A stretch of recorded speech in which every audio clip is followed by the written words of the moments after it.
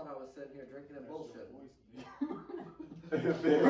Hey, y'all ready? Well, you press start. I'm still not starting yet until I start. Until see. She already hit it. Go ahead. Oh, We on. and there you go. What up, Hello. motherfuckers? Hey, what up? Yeah. Yeah, man. Welcome back. Welcome back. Welcome back. Wah, wah, wah. Welcome to In the Mix, bitch. Wow, it sound like that. Oh, That sound amazing. oh, there it is. There it go. I hear Sound it. us in. I just counted it in. I just heard it. Welcome to In the Mix. Welcome, welcome. We here. Catch this flavor. Like we never left. Yeah. Oh yeah. Yeah. Oh yeah. We got some special guests in the motherfucking building. Oh yeah. We here in the mix. We got Reason Beats. Oh, hey, also known as Junior. Also known as Brother Reese. Oh yeah. And then we have our affirmative action case. Aaron. Hey, I'm here because there were complaints there wasn't enough white guys, so here I am. Yeah, and that's for you, B. That's for you, B. Surprise, motherfucker. And, you know, we here on In the Mix. Our topic today is mental health. Oh, Are you going to turn your volume up? That's me. the recording. The recording is The recording is Okay. playing. No, that was me. It bounced off of my phone. I just said, pay attention. Mental health is a real problem. Okay, we was worried for a second. Like, we was getting a lot of playback. Okay, guys, so we're here. We're gonna be talking about mental health.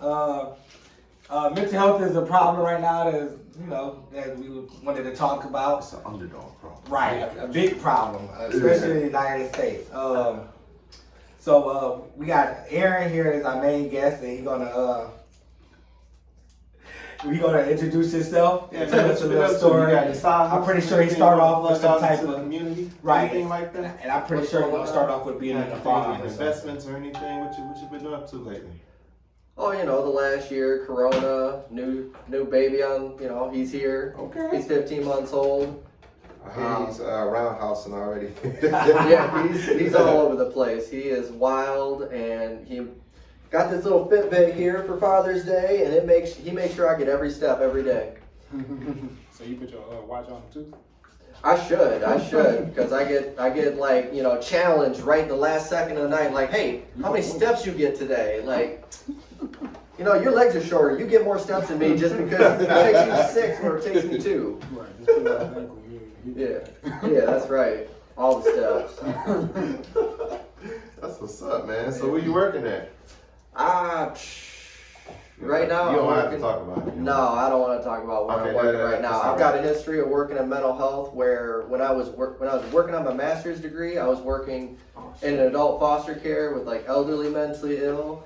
And then when I got that degree, I started working with kids, specifically minors, and I'd visit their homes and visit their schools and chase them around, trying to work with them and their family and their schools. And then I was outpatient for a few years, and now I'm back into the adult foster care area. So I've kind of been to several places in the mental health realm from a few different angles. All right, that's what's up, man. Yeah. All right, that's what's up. All right. Reese, you still in the field or no? Nah, I'm not in the field. Okay. I'm doing production work right now. Okay. But when I was in the field, I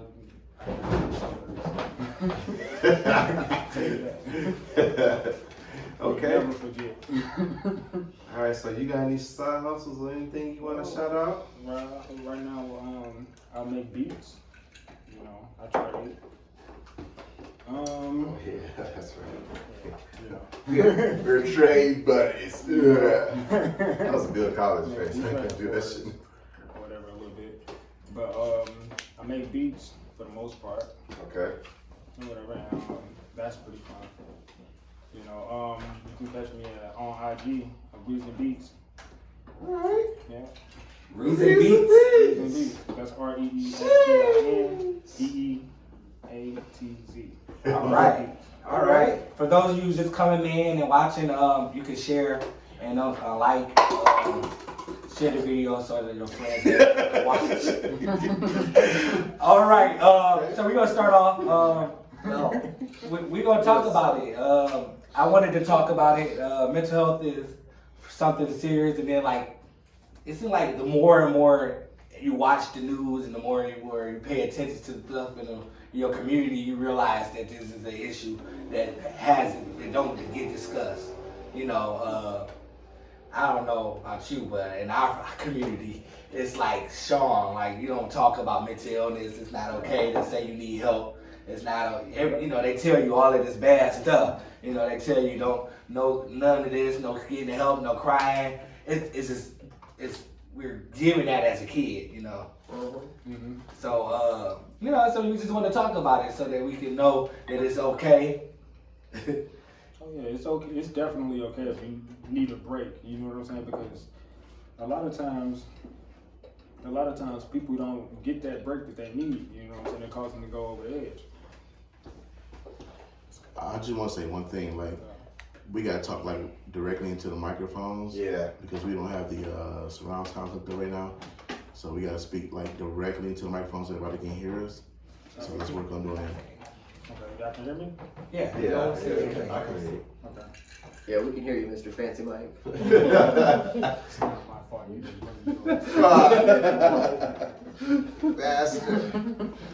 Okay, so with that being said, I guess I'll pop out the first question. Is bipolar a mental illness? Oh, What? Yeah. You think so? Of It course. I think so. Yeah. You don't think it's like how people are raised and the environment they go through and That's a Nah. no? Because Cause in the hood, it's like everybody bipolar in that bitch. you just can't trust everybody. That's all. Nigga, they'll pop off in 2 seconds. 2 seconds, like literally. When you meet somebody, that ain't the person that you meet. So how do you? You only meet a certain part of a person when you meet somebody. Right, because Once they you not, know that person, right. That's when you know that person. Okay. You know. Cause they don't tell you everything about Right. this stuff. You don't know they hidden thoughts or what they hiding from you or what they not showing you. So Okay. I mean, but to actually be diagnosed bipolar, you have to go see a doctor and all of that stuff. I mean, and that is a step in our community that they don't really do. Nobody gonna say, I'm gonna see a doctor. So, Yeah, to back it up a step, bipolar, a lot of people don't exactly know what it is because it gets lumped together with another condition, borderline personality disorder. right. Now, when you see somebody turn on a dime, a lot of time that's borderline personality, where they go from happy to angry to sad. They flip on a dime. As fast as their thoughts change, as fast as the wind blows, they go all the way to the other end. Now, bipolar is more like a long-term transition generally. Most bipolar, you've got to meet criteria for a depression episode, and you have to meet, you can just depression and a little bit of manic. And the manic is a whole different thing. Mania can last for only a couple of days, where you are just Superman, you don't sleep, you're super motivated. It's a whole different thing. But borderline, a lot of times gets misdiagnosed as bipolar. Everybody just you're bipolar, and it's they might actually be borderline, and that's more from your environment and from the way you were raised and from the way that you think, where you just flop the other way. Yeah, it's definitely on the borderline. Cause I don't know, I'm back on the dating scene. By the way, ladies, don't forget, come check me out. Oh shit! I'm back on the Pornhub. Check his fan page, y'all. And I swear, dog, I'm not gonna talk about this person, but I feel like I have been running across either a bipolar, and I just learned about it recently about narcissists. Yeah. It's a bunch of fucking narcissists out. They have no empathy until something happens to them. Then they want to react to some shit like that. It's a lot of them out here. I didn't pay attention to that until it kind of hit me I don't know, maybe about, I'll say 4 years ago. You know what I'm saying? Like, the shit is real. So the womanizer man, a womanizer, Hey. a narcissist. I know I love everybody. Okay, we got a question. Uh-oh. It said, do you believe that all mental illness is treatable?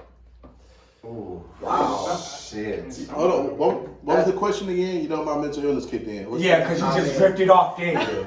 Crazy ass. It said, do you believe that all mental illness is treatable? I think I gotta go last just because I'm the one that's like deep in that field. I believe anything is treatable. I mean, will it You work? can catch some stuff in Vegas. That's the real question. I mean, you could treat something, but it doesn't necessarily mean it's going to work.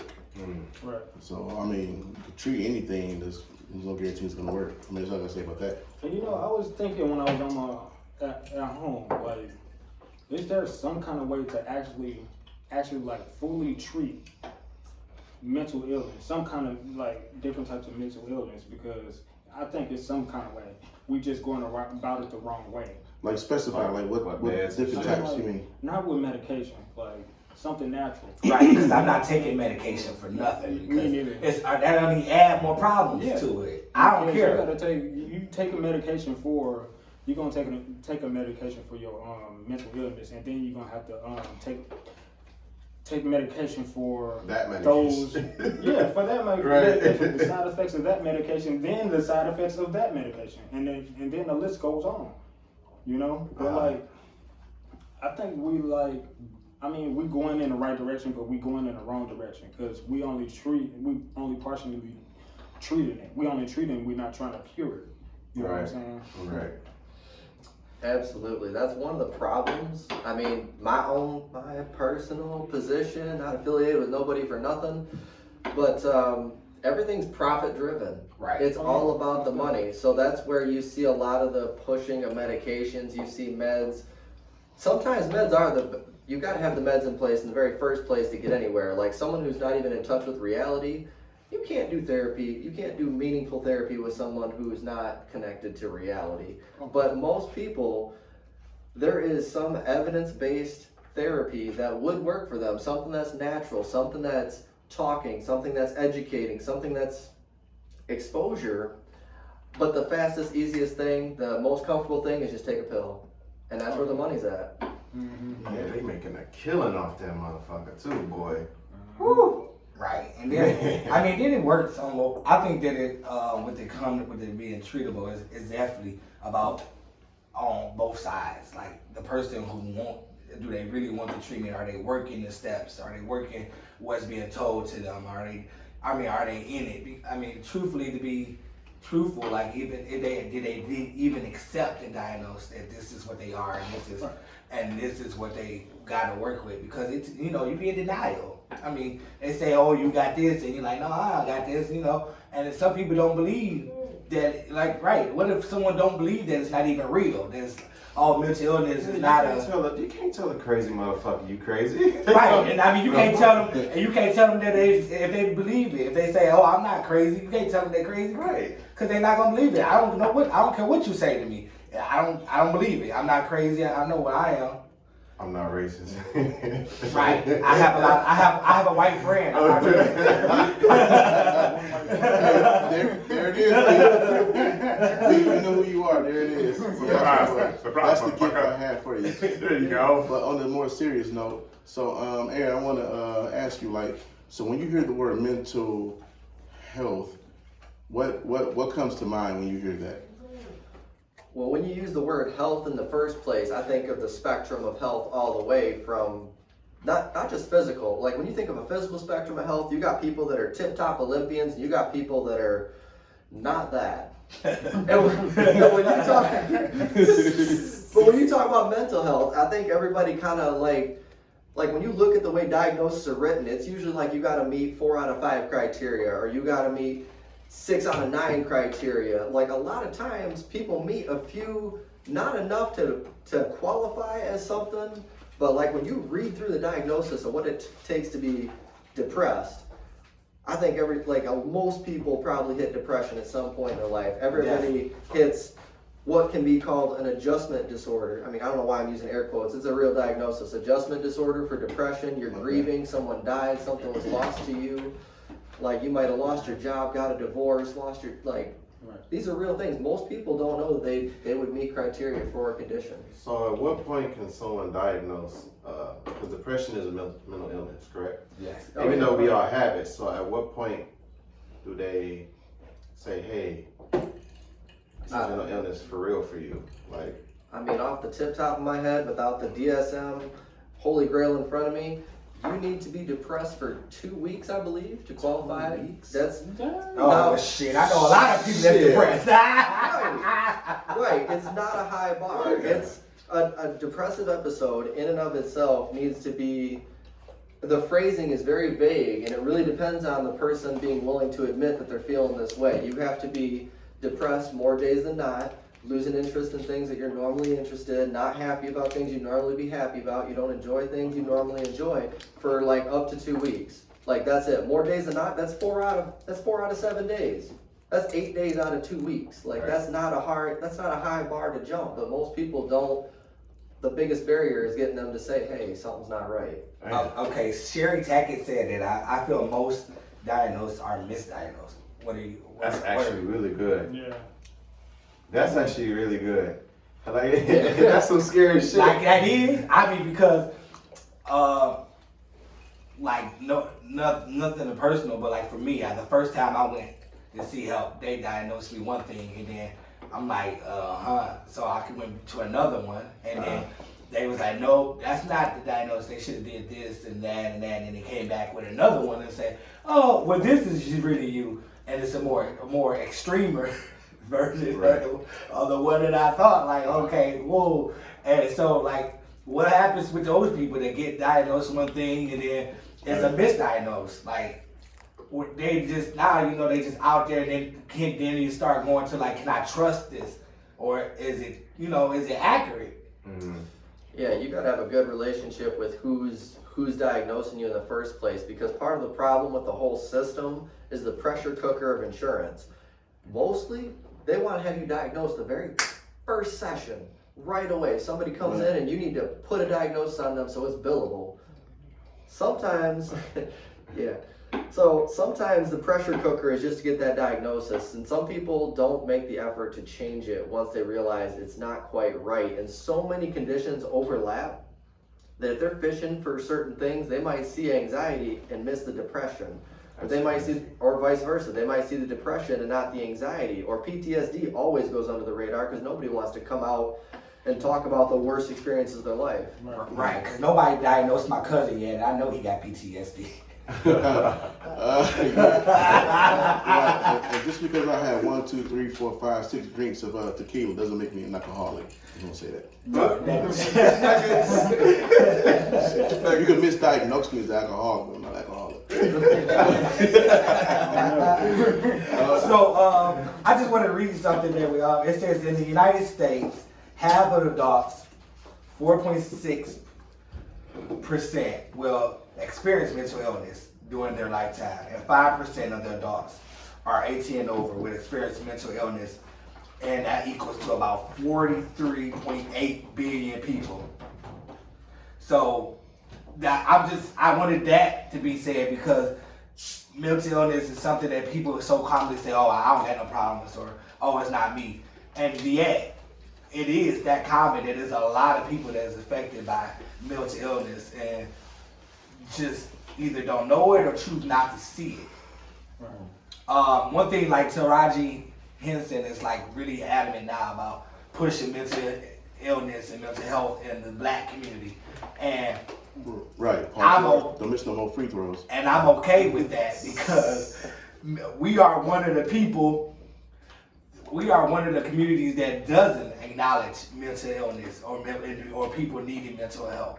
And it's even, when you see it in a young kid, like when we was younger, they did used to just misdiagnose us. Oh, this person is hyper. Give him Ritalin. Or in school, education-wise, when you was too bad, then you was just bad and needed Ritalin. It wasn't let's see and get to the problem of this, you know. And that was a whole big thing growing up. Like, I knew kids that was in special ed that didn't have a problem learning. It was in special ed because they behavior. And then it's like, okay, then we not acknowledging or working or dealing with the behavior. Right. And then, like, you got kids now. These kids are fighting a lot of things mentally. Right. You know, the suicide rates are high. Drugs. Because people not talking to them. They're trying to understand. I think it's about, like I said last week, this generation to me gives me the vibe. It's all about how you feel and not how to actually think through a problem. Right. You listen to it, especially music. I keep saying the same thing. Impact, influence. This music, I don't know what the fuck I'm hearing half the time. Like, I'm hearing some sad shit. Like, it's for real. And I go back to listen to some old school shit, and I be like, oh, this nigga talking about getting kicked out the house. He left, my dad left his head at another woman's home and whatnot. But it's something about this generation. I think, you know, they miss them a lot, but it's too much negative to me in the community. So Right. that's just me. I'm an old head, by the way. You can't tell. I mean, he's definitely the youngest person at the table. I'm a young old. I don't even know what they're talking about. Yeah, man. I mean, but even their artistry. I mean, artistry-wise, it's definitely a change, but it's definitely still there. It's still prevalent because art has always been bad and good, sad and happy. It's always been whatever with the times. So Yeah. I mean, give and take now is a little. Sometimes it's because we was going to New York, and it was like the first 5-10 songs I skipped because I'm like, what the hell? They always sounded Daisy, and it's sad. And I'm like, what the hell? I can't drive to New York in this. So you're right, but like, what are some things that they can do to get help, or if they think that they might have mental illness? Well, I mean, it'd be great if more people just were open to the idea in the first place. One of the biggest barriers, culture. We have so much, like you guys have already said it already, the culture, we have so much culture about be strong, never admit that you need help. Yeah, never, I heard that a lot. You know, Papa Molly. I heard it all growing up. That's what I heard. and it's, I do a couple of lies. Papa a couple of lines. I just coughed the Henny. I never heard that. You didn't have to do that one. George the Secret Promise. right, it's all right, it's just bull though, because like you think about your life and you think about all the people, like, learning life skills, you're trying to learn things from your parents, you're in a sport, like a lot of sports are all about being tough, right? You gotta be tough, you gotta carry the team, you gotta do your thing, whatever your position is and whatever your sport is. Don't you have a coach? Yeah. Aren't you learning from somebody somewhere how to do something? Like, where along the line did we lose the idea that it's saying, hey, I need some help with something? Why is that admitting weakness? That actually takes strength to admit to somebody else, hey, I'm having a hard time with something. Right. Something I can't figure out. And within a sport, a side back piece about me, I wrestled for years. Like 10 years of my life was wrestling, and I was fairly successful in it. And that is a sport where you literally get beat into the ground in spandex in front of your friends and family. So at some rate, you got to drop your pride and ask the guy in practice that's kicking your teeth in, hey, how'd you do that thing that's beating me up every day? Because I don't want that to happen in front of my girlfriend next time. Like, you learn to ask for help. And those are the toughest people I've ever met. Like, just tough as tough. And I've seen every one of them cry. I've seen every one of them go through every emotion. Not saying they needed therapy, but they wore it out there. You saw it. You see that. So is therapy only for people who think that they have mental illness, or is it, I mean, should it be like something that people should look into or do, just period, you know, because I mean, in a wonderful world, it should be as normalized as getting your eyes checked or your teeth done. Yeah. right, because we do all of that. We go to the dentist, we go to the eye exam, so why not go get to a therapy and talk about it, you know, because people have those moments. I don't know about other people. I mean, like kids, some kids don't have that parent that they can go talk to, or no one right now that they feel like open to go, I could go talk to this person and tell them, yeah, we don't even use the word mentor no more because all our mentors are people that they can't reach or people that's on TV and all the superstars. Grandpas we used to run to talk Right, to. we don't have none of that anymore. We have, all we have now is people that we can't touch for mentors and all of these people that gonna come through for one moment, do a big speech, and that's it. We don't have a one-on-one with anything or anybody anymore. When the last time we talked to our nieces or our nephew or our little cousins or did things with them, what we do, we hear them listen to something weird and walk by and be like, these kids are weird. Have you ever went on a computer and searched what they looking up and see what they into and all of that stuff? That stuff takes work and we just not doing the work. Well, I have something to say. Okay, Mr. Fat Man. I just want to welcome y'all to the Mix podcast. We here, baby. We Why you got that voice though? I don't know where it comes from, but the question I have is directed at Aaron and Judas. Now, I don't mind. If I'm erroneous or anything, I don't mind. Just please correct me. I don't mind being corrected, but when you correct me, please understand that I have something to say back behind it. You trying to take the heat like? Oh my God! You are padding this way too much. I'm scared of what's coming. Hey, I watch a lot of Stephen A. Smith. That's what he do before he get ready to say something controversial. This nigga got new vocabulary. But yeah, my question to Aaron and Judas, like, do you think homosexuality is mental health disorder? You about to get us shut down. You about to get us shut down. Way back in the day. Oh, Sherry. Hey, you know what, Junior? It's like you were doing your homework. It actually was back in 1846. They consider homosexuality as a mental illness, but in today's time they don't. But before I go into all the details, I want to see what Aaron Judas, the White Messiah, has to say. You want to laugh at Rock, this paper, first? scissors. Rock, paper, scissors, motherfuckers. You want to laugh at it first? No, you go first. Rock, paper, scissors, shoot. Rock, paper, scissors, shoot. Oh, you lost, Aaron. You gotta go first. Oh, I'm good. That's rock, paper, scissors. I mean, not to. I don't want to not be politically correct or We can't. Not on this come take a complete shit on the question. As a white man saying it, this time we're safe. Yeah. Next, we gotta do some controversy for you. That's right. There we go. It's asking if homosexuality or any other sexuality is like it's just a bullshit question because I don't know how it was illegal in 1846 when we look back in history. At one point in time we even had a gay pope, an openly gay pope. So how was it ever illegal? Like you look back at the Greeks, the Romans, and even animals of today. No, not illegal, but like can you consider it as a mental illness? No, I don't know how it's. I don't know how it's considered anything. It's not an imbalance. That's what you're asking. Is it an imbalance? Is they in a brain or something? That's what you're asking. No, I'm asking a killing bill. Because well, it kind of is because they don't get turned on. But do you call it an imbalance when it's just the way that they're wired? It's just like, a choice. If you don't like country music, should I consider you imbalanced? Country music. I love country music, by the way. Well, I don't, so that's bullshit. Blake Shelton is the biggest racist, but he's my favorite country artist. You can't say that. We don't get sued. I love Blake Shelton. I take it back. You quit plugging without sponsorship. There goes that sponsor. Sherry says, no, you can help what you are. No, can you help what you are attracted to?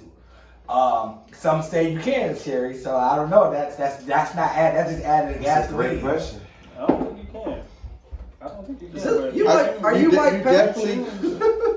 Let me answer that for you. I think you definitely can, because I feel like everything in life that you do is a choice.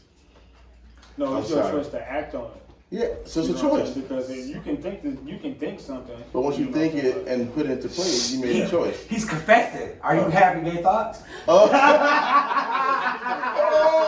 God! Junior just came out on live TV. Junior came out on TV. Nigga run. Nah, bro. saying is people make. All I'm saying is, Oh shit. people like who they like. You know what I'm saying? But if you make a choice on actually acting on it, then you made a choice. That's it. You chose. You chose. Right. You know, it's a choice.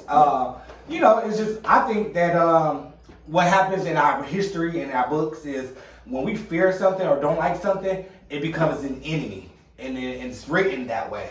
Like he said, if you think about it, I use this all the time, and people say this is extreme, but it's not.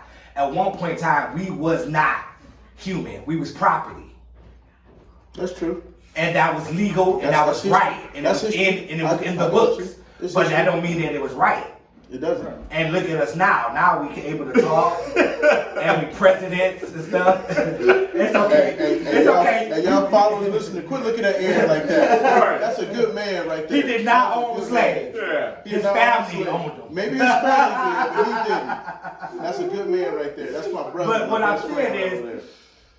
we write our own history, and we write our We own, do. and we always tell people what's good and what's bad. Right, so we choose the path that we want to walk. Right. Right. That's all. And just to clarify, I knew the answer. He's a homophobe. I'm not a homophobe. I know that. Off the You know what I'm saying? But to be honest though, right now they actually are considering between from the ages of like 8 to 18, something Right. like that, 18 to 20, no, 8 to 24. They're actually considering it as a mental health disorder because they're committing suicide at such a high rate. It is. You know what I'm saying? But those are not because those kids are being bullied and, Right, and made fun of. and they get kicked out their houses. Yeah, kicked out of their house. There's a lot of things they Their do. parents talking. Right. I don't know, but I really, I just want to put it I out don't there. think that's the only reason. I think it's a self-destruction thing, because I think it is because your mind does not agree with who you are. That to me is like Okay. self-destruction in itself. When you look at history period, Jews went through a lot of shit. Blacks been through a lot of shit. Why is it that the highest suicidal rate is homosexuality? That to me is very interesting.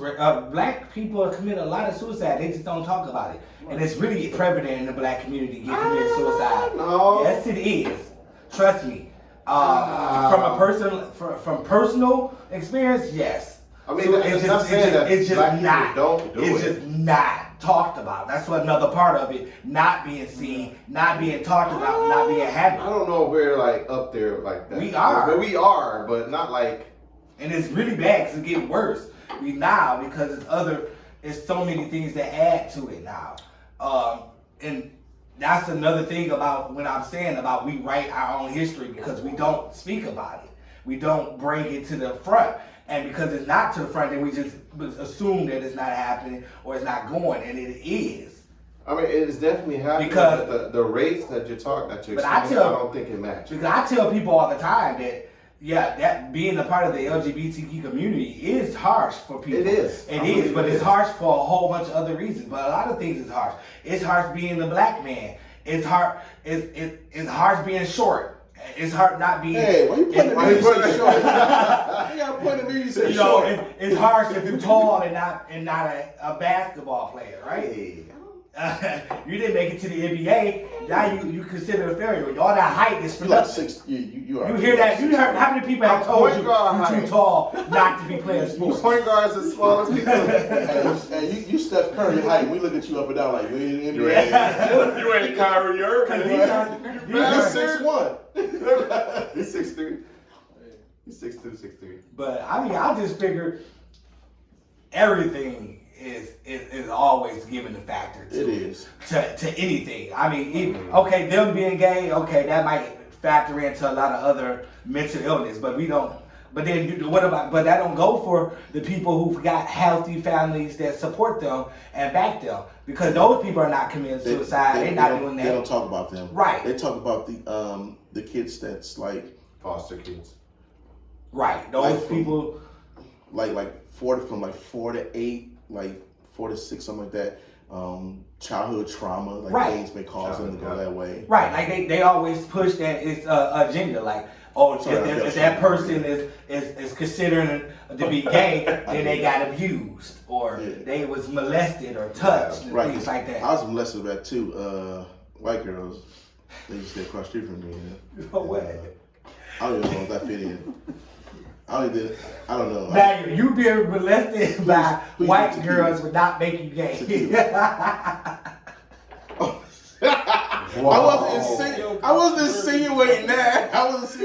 Whoa, what I think it plays into my mental illness right now. What the fuck just happened? I mean, they can still. I need to shut up now. They can still cause other, you know what I'm saying, problems. Like say. Oh, definitely. Say he becomes more sexual. Right, yeah, that happens, yeah. That's the mental illness I'm talking about. One thing I read about is, did you know that most that a rape victim can go either way. After being raped, that rape victim can become more sexually or become less sexual. And when you think about it, you don't even think about them becoming more sexually after being raped. I mean, they must, and then you start thinking like, well, they enjoyed it. No, that's not. Yeah, ask my wife. She can't even walk past me without me smacking her on the ass. She just can't. Hey, then I must have some type of mental illness too, because that's me too. I can't help it. Every time She's gonna love that part too, because it's true. Every time my lady walk past, I gotta smack it. I have to do it. I can't stop. Oh, you're not okay. Yeah, sorry. A lot of women be having a disconnection with their body afterwards. Like, say they get molested. Okay, sexist. Why women? Men get raped too. I'm talking about Whoa, women. rape. I We get don't know. Where this nigga get raped from? About the R word. He about to pull up in the rape van, a big white van. He about to pull up. I'm just saying, like, a lot of women have this. What is it? I know what you're saying. They have a disconnection with their body after they get molested. Yeah. Right, definitely. I mean, men too, but the thing, the difference between the man and the woman is most men are not going to tell you they got molested. Oh, yeah. I don't care if it was from a girl, if it was an uncle, whoever it is. No one's going to talk and tell you that because that's not right. And then it's going to be like, oh, you're gay. Or Can you did you like Can it? you look into the camera so we can see the intensity in your eyes? When you No, say you're not. He's very intense. I think something like that happened to him. I'm just speculating, but he's very intense the way his eyes look. I'm just saying that it's just a lot of things open doors to people, and then it's just not talk, and then they hold on to it, and then they don't even recognize how I tear them up. Right. Until a year, and then they don't never recognize it. Years down the line, they mad about something, angry, and then you find out, oh, well, uncle touched them or cousin touched them, and then it's like, wow, we never dealt with it. We never talked about it. Yeah. We never, and then. And a lot of people just not asking the right questions anyway. Or Right. even trying to see what's wrong with the person. They just judging them off of. Right. Cause my mama told me that the whole time, no offense, but she used to be like, watch the white kids because they introduce stuff to you sexually and all types of stuff. So it was in my head like, oh my God, let me not touch you. Get back to white people. Oh my God, they gonna introduce stuff to me. But but at least she was kind of not close. I mean, that was kind of racist, but I understand that she was just trying to look out for me because in her experience, that's what she had experienced. Gotta look out for them gateway white kids. Bruh. Oh shit. So I'm just saying, like, we gotta be. It's a lot of doors they open up, and we don't, and they lead to mental health problems. Okay. And we just gotta start looking out, acknowledging them, being mentors, and looking after the kids, talking with the kids. I was just saying, like, I was telling how I'm gonna take all my nieces and nephew and little cousins to all the Comic Cons they have in Michigan because they love it. They into the anime and stuff. So I'm like, but we gotta start doing stuff. And that's the only way they're gonna talk to you and feel comfortable to tell you, hey, I'm experiencing this, or I'm thinking of suicide, or I had my little niece told me, and she had a serious conversation about she thought that she was too dark, and and you're like, wow, I would never thought that she had a problem with colorism, I know at a young age I had a problem with colorism, and I'll be truthful. People know this about me, but like my youngest sister, I used to call her a roach and all types of dark, bad names about dark people because to me, I couldn't see. I thought she was different because she was dark, and I'm like, she's too dark, you know. And to be truthful, I didn't see beauty in it because she was too dark. The blacker the berry, the sweeter. And people used to say that, I'd be like, don't nobody want to be a diabetic because you drink all that sweetness, you're going to be a diabetic. So it's not good for you anyway. So, but I'm just saying, that's just how it was. And I didn't recognize that was colorism. But then as Right. kids, you're not even thinking about all that. You doing what everybody else doing. You saying what everybody else saying. Right. If I want everybody else. So like when like I never really talked about kids that was darker or whatever. Right. Because one, I got picked on too. Yeah, because light-skinned people ain't no good. I know. Who told y'all was back? No, but still though, kids pick on kids anyway for stupid stuff. Oh yeah, definitely. I mean, that part of life is good. You need that. Yeah and no. Because some people's skin is stronger than others. Don't make a difference. Iron sharpen iron. It makes a big difference. Iron sharpen iron. If you can't take it, go ahead. Okay, that's fine. It makes people not even want to go to school no more. Like, Homeschool. you finna either get beat up or you finna get talked about for no reason, and you ain't even doing nothing in class. Oh yeah, I know how that feels because I was that guy that made y'all not want to come to school. But I want to say hello to my beautiful sisters in the building. Chris, how you doing? Yeah. She's in the background over there. My lovely wife is sitting there as well. She's recording everything for YouTube, Facebook, and all that good stuff. Yeah, man, we doing it. Okay, so question then. When is it a parent's job to monitor their kids' mental health, or is it their job to be available for their kids to come to them and talk to them about the problems that they think That's like they a have? loaded question. So I'm gonna go with it's the parent's job to be available to them because you don't know because they're their own person at the end of the day. But you've been with them forever, right? So but shouldn't you see changes and things like that? You would see that, Right. but by you being there and try to talk to them, understand them, is more important than the left field situation that comes about with that. I don't know if that makes any sense, but I'm drinking tequila. My thing is, my mom, she would sometimes sit with us or whatever, but she didn't do it enough because she worked a lot. Right. You know what I'm saying? Right. And a lot of times she don't be having time to figure out what's going on with her. So let me stop you right there. Go ahead. So in the nutshell, are you like blaming her for any situation that you? What? I mean, Okay. I'm just saying. I mean, like, no. I mean, she could have been more understanding, you know, with a lot of stuff. Because I'm not gonna go into it. She probably watching me right now. Yeah. Please don't. She could have understood a lot more. She could have found out a lot more if she actually sat down and listened to me, like asked me the right question. And you came to that conclusion about what? About you being an adult and having kids yourself, right? Okay. Having been an adult and actually working in the mental health field. You know what I'm saying? And actually seeing people that's mentally traumatized by. But you know, my thing is that with that though is, I feel like our parents did the best they can do with what they were given. And I agree. Because she was young when she had me, so she didn't know nothing about being a parent. She had to learn. I'm gonna go back to what I always say though, because we always, as human, we always evolve and we change it because we grow. And evolution is nothing but change, and if you don't change, you die. So we have to be. So now we know that our parents did the best that they could with what they got. It's so much more now that's available and open and here for us to use the tools that wasn't there for that they didn't have. Yeah. So what's the problem now? Because it's still not conveying to them, and it's still not. It's not, the communication is still not there.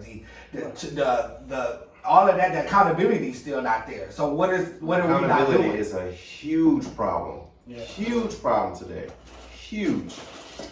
Not being, cause I always tell people, bro. My dad broke it down to me best. I give my dad a lot of credit for how I turned out too. My mom was the brains, and my dad was the muscle. My dad pretty much related to football. Huh? He was the sword. He was the sword. He was the Excalibur. Yeah. He was the Yes, fist.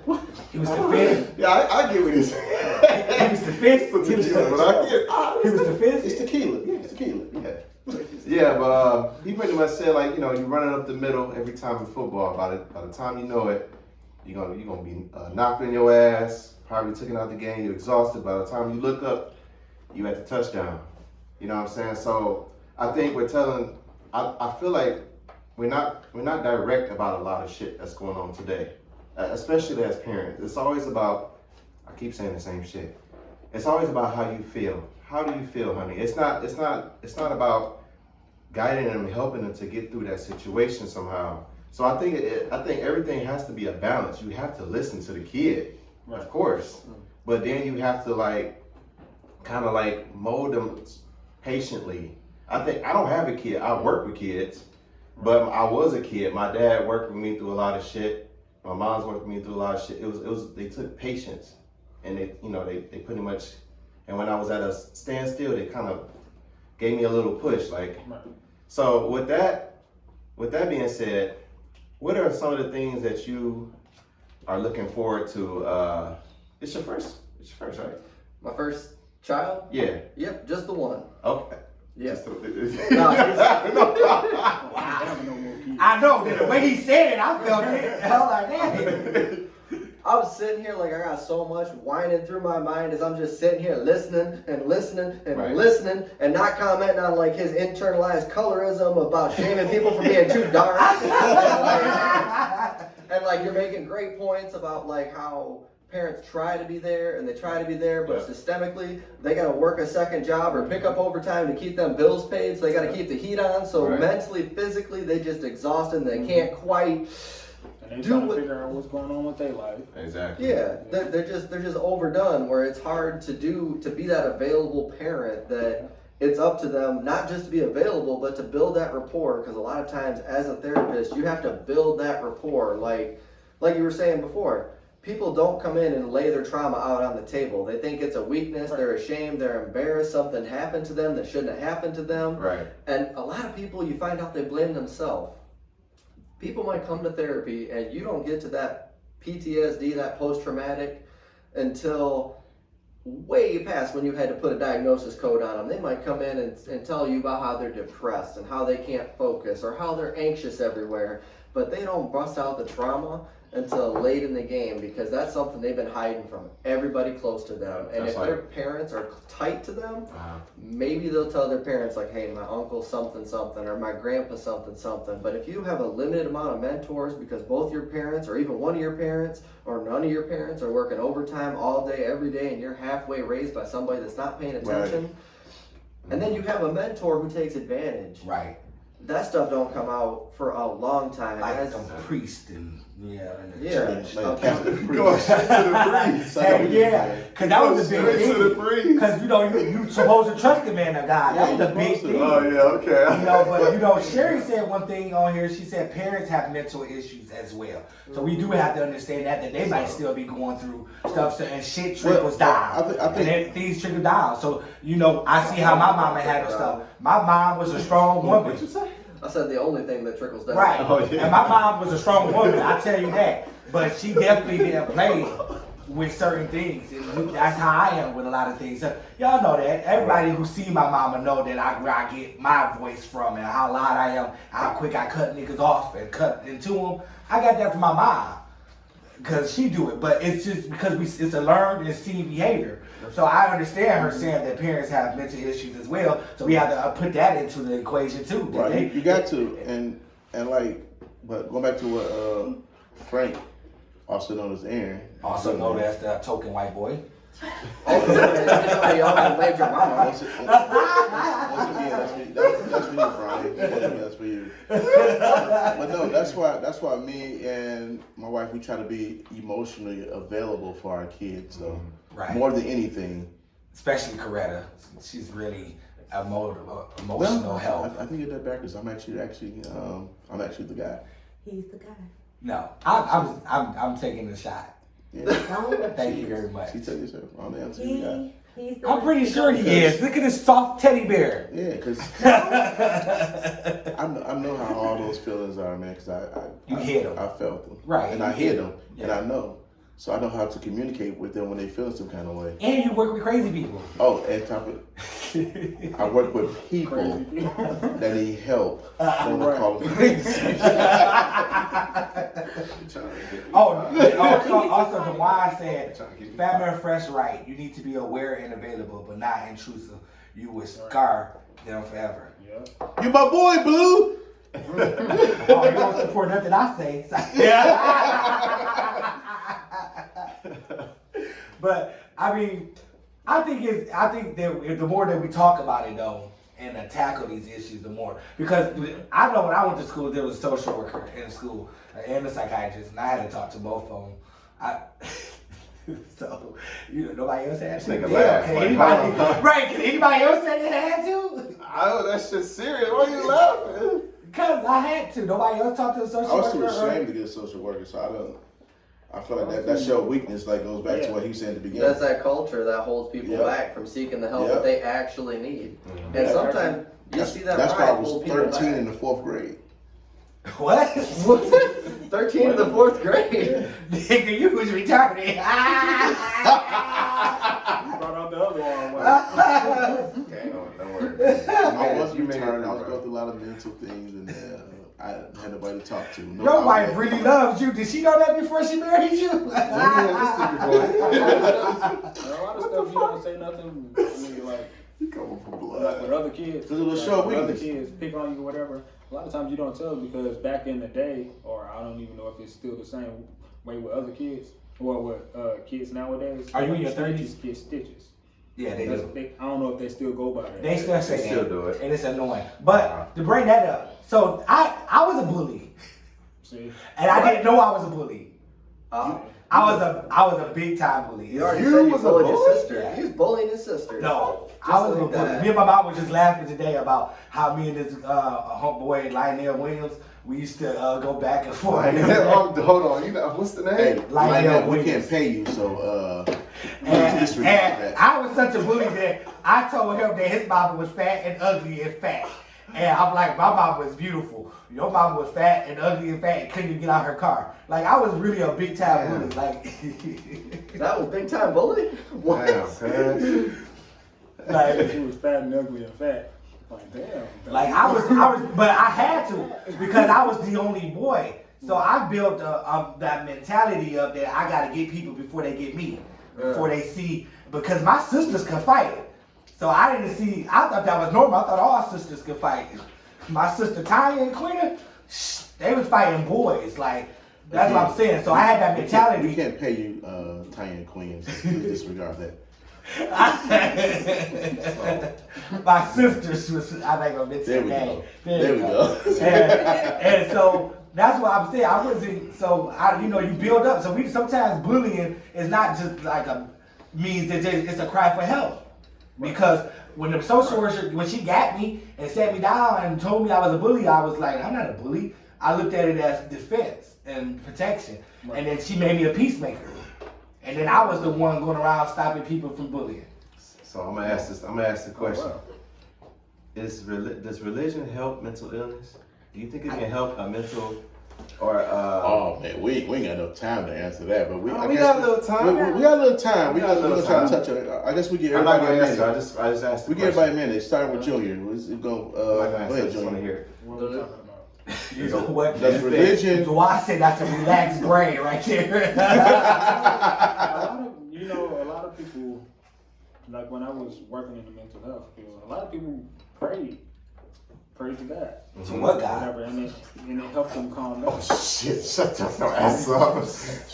Pray to God, not Jews. Hell to all my prayers. Shut your ass up. Yeah, but a lot of people pray a lot or whatever, and it helped them with their anxieties or whatever. Okay. All right. Okay, Or did it? So Okay, Aaron, what you got? the or did it was the good way to put that. With anxiety, a lot of anxiety that might comfort people in the moment, but a lot of anxieties are going to come back around. Like you might pray it away, but it's going to come back later. You pray it away and it comes back later. And within being a therapist, there are a lot of people that, whether it's their sexuality, their attractionality, their whatever, a lot of people, mentally ill, tend to fascinate and fixate on their religion and then shame and guilt and doubt themselves into just this dark, dark place that's really hard to pull them out of, because my book says that I should feel X, Y, and Z about myself, and You don't. sometimes it does a lot of good. Sometimes it helps give someone a guide and rules and things so they can follow through and feel good about themselves, and other people obsess about it and go to a really dark place. So religion is a real catch-22 within mental health. Okay. So yeah, I'm gonna say that religion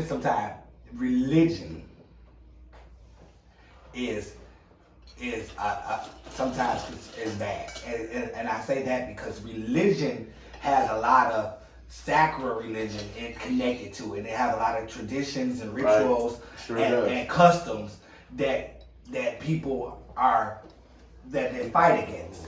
And like what he said, like I have to say personally, because when you have something that you've been taught to be true and something y'all believe in, and then you grow up and you start changing and thinking other ways and everything like that, then you are having a mental conflict, right? Because this was said to be wrong, this is I can't do this, I can't do that. And then you have these inner fights of, oh my God, oh, I'm going to hell. Oh my God, I'm not a good person. That's oh my God. And those are these struggles that you're adding to your mental, because now you like, oh my goodness. You struggle and that can do damage. I mean, I never thought about that. right, and it that's does. good, And it is because of the religion. I tell people all the time, I'm not a religious person, but I have faith, and I believe.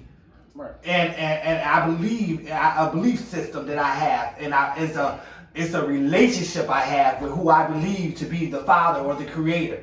It's not a religion, because religion can kill you. Religion can have you praying instead of going to the doctor. Instead of going to the doctor to get help, religion have you on your knees praying every day instead of just going to go get some medication that could just take care of the problem. Religion can kill you. It does. I'm just saying, religion, and I've seen it time and time again. It hurt. I tell people that all the time, religion hurt. That's why you get these people that's in church hurt right now, because the church say this, the church said that, the church, and they trying to fulfill right. Jesus himself never even stepped into a church. So stop this stuff. So can I go? Can I go? Yeah. All right, but I want that said. Okay. Well, how y'all doing out there? I hope y'all. There you go with that voice. It goes back like a subscribe, motherfucker. Always to that voice. I hope y'all entertained, man. Please like and subscribe. YouTube, Facebook, please follow us. We're doing a good thing here, man. We good. We making it happen. But with all that being said, I firmly believe that it's a thin line between love and hate. It's a thin line between a genius and insanity. Yes. And it's a thin line between religion belief and false belief.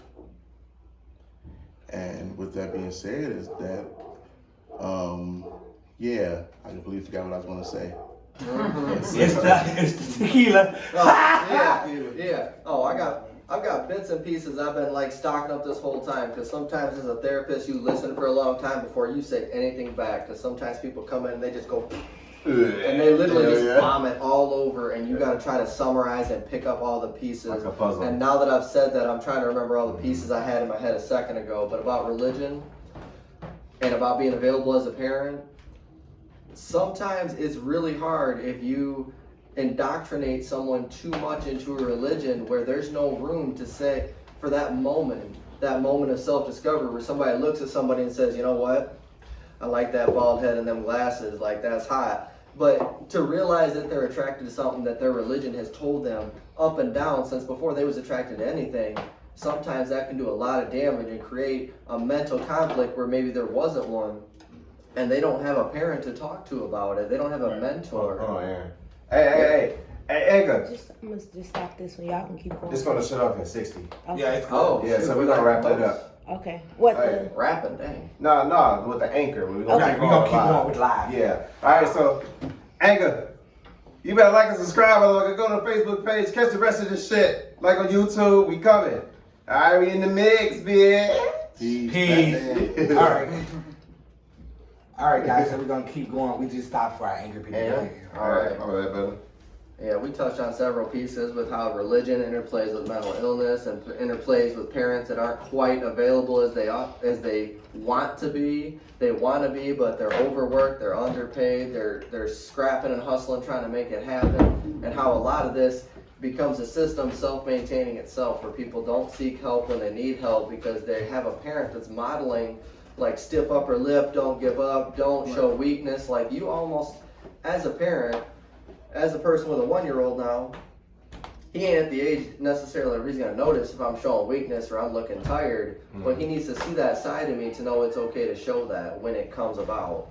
Like he needs to understand that I experience it too, so the day it hits him, he can talk about it. He needs to understand that give and take of the relationship. If I show him that it's unacceptable to be weak or ask for help, guess what he's not gonna do?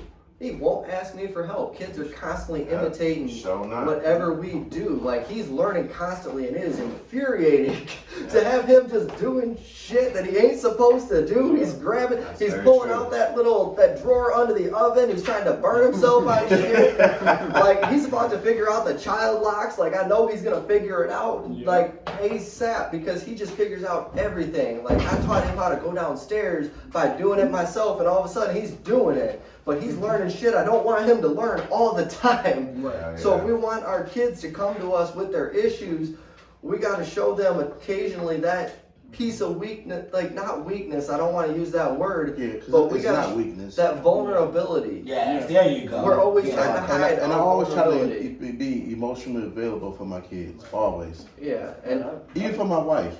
Right. There you go. You're such a perfect guy, man. I try to be perfect. It's like I see Jesus in you. Oh, that's the whites and the dogs and everything. I'm gonna say Jesus. The Mexican Jesus. Oh Lord. No, but I talk to my 5-year-old sometimes. Like when everybody go to sleep or whatever, and he be up with me because he just want to be around me or whatever. I just sit down and talk to him about how I'm feeling and why I'm sorry and just apologize for everything that happened that day that I didn't mean to happen or whatever.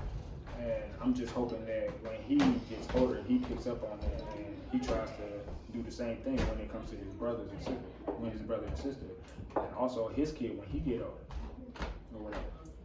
Right. You're such a great father. I try to. Hell yeah, you pushing. That's all. Because it sounds like I want to get up in your business, but it sounds like you're trying to break a cycle. That's something you went through. You know what I mean? Right. I'm not gonna talk about it, but it just sounds like you're trying to, and that goes with a lot of people. Everybody has their own cycle in their family, if it's some type of attitude, or right, something like that. It's like as a father or as a mother, how the fuck do you? What's the breaking point? How do we get out of this cycle that has been passed down from generation to generation in our family? I mean, that's as soon as I find the plug, look at this.